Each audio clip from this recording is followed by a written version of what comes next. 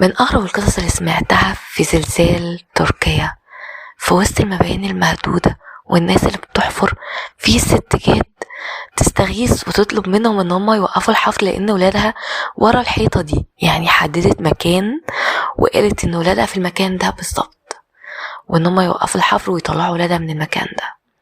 فقعدت تتحايل عليهم شوية والناس مستغربة، قالوا خلاص نشوف المكان ده فعلا ولادها موجودين فيه ولا لأ.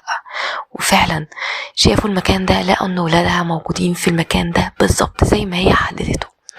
ولما بدأوا يطلعوا الولاد قعدوا يدوروا عليها مش لاقيينها، وقعدوا ينادوا عليها مش لاقيينها، انتي قعدتي تصرخي وان ولادك في المكان ده، انتي روحتي فين؟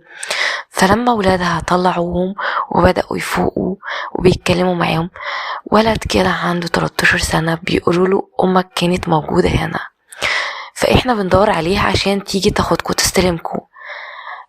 كان رد الولد ده ان امنا ماتت من 4 سنين. كل الناس قعدوا يكبروا من الموقف.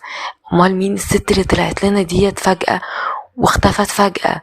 حاجة كانت غريبة وقصة غريبة جدا جدا. سبحان الله.